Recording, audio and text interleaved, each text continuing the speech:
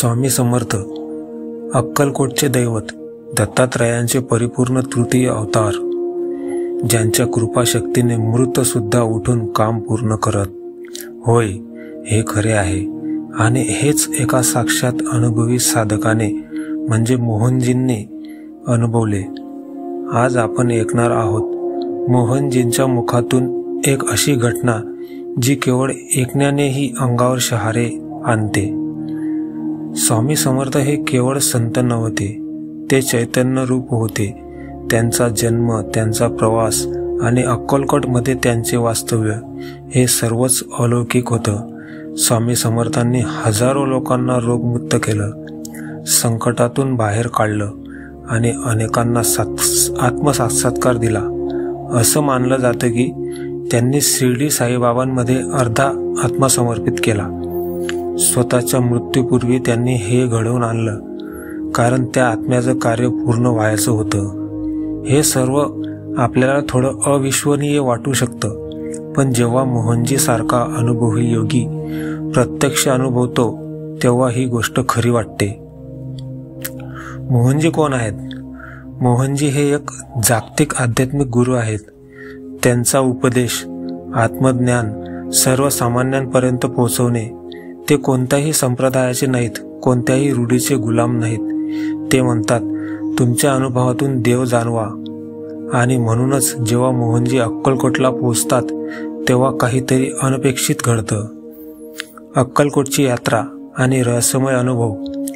मोहनजी अक्कलकोटला गेले एका साध्या यात्रेसाठी. ते स्वामी समर्थांच्या समाधीसमोर बसले, ध्यानात गेले. पण थोड्याच वेळात त्यांना जाणीव झाली, तिथे काहीतरी वेगळं घडतंय. ते म्हणतात, एक क्षण असा आला जिथे मला असं जाणवलं की इथली जागा केवळ समाधी नाही तर एक शक्ती केंद्र आहे. त्याच दिवशी रात्री मोहनजी एका संन्याशासारखा आकृतीला भेटले. तो म्हणाला, माझं कार्य अपूर्ण आहे, मला स्वामी समर्थांनी परत बोलावलंय. मोहनजी म्हणतात, त्या व्यक्तीचा चेहरा अगदी स्पष्ट होता, पण जेव्हा मी लोकांना त्यांच्याबद्दल विचारलं ते म्हणाले, तो तर 5 वर्षापूर्वीच वारला. हे कसं शक्य आहे?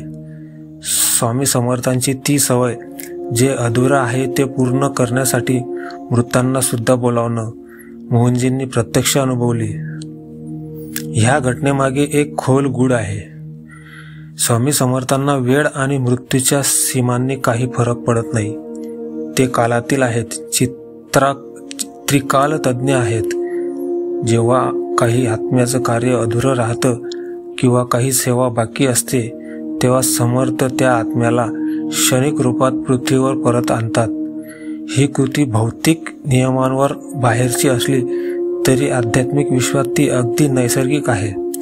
मोहनजी म्हणतात, माझं अंतःकरण शांत होतं, भीती नव्हती, कारण मला जाणवलं की मी एका दैवी क्रियेला साक्षीदार होतो. हा अनुभव फक्त एक गोष्ट म्हणून ऐकू नका, याचा अर्थ लावा. आपलं जीवन अधुरं राहू नये, आपली सेवा पूर्ण व्हावी आणि आपण देवाच्या कार्यात सहभागी व्हावं.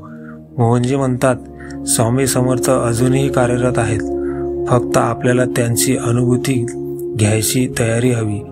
आपण सर्व त्यांचं मार्गदर्शन घेऊ शकतो, अंतर्मनातून, भक्तीमधून, निस्वार्थ सेवेमधून. या अनुभवातून काय शिकायचं? की भक्ती म्हणजे केवळ नमस्कार नव्हे, ती एक जिवंत नाळ आहे जी स्वामी समर्थांसारख्या चैतन्याशी जोडलेली आहे. मित्रांनो, तुम्हालाही कधी असं काही अनुभवलं आहे का? किंवा तुम्ही अक्कलकोटला गेलेले आहात का? कृपया कमेंटमध्ये तुमचा अनुभव शेअर करा. आणि हो, हा व्हिडिओ शेअर करा, कारण काही अनुभव लोकांपर्यंत पोहोचणं हीच त्यांची पूर्णता असते. मित्रांनो, स्वामी समर्थाचा हा अनुभव तुम्हाला कसा वाटला? आपण सगळे कधी ना कधी अशा अदृश्य शक्तीचा स्पर्श अनुभवतो. तो अनुभव, ही भावना बोलकी असते. तुम्हालाही असं काही घडलं आहे का? स्वामी समर्थ, अक्कलकोट किंवा कोणत्याही आध्यात्मिक क्षणी काही अद्भुत जाणवले असेल तर कमेंटमध्ये तुमची कथा आमच्याशी शेअर करा. आपली अनुभूती इतरांना प्रेरणा देऊ शकते. आणि हो, व्हिडिओ आवडला असल्यास लाईक करा, तुमच्या ग्रुपमध्ये शेअर करा. अशाच भक्तिपर अनुभवासाठी आपल्या चॅनलला सबस्क्राईब करा. श्री स्वामी समर्थ. जय जय स्वामी समर्थ.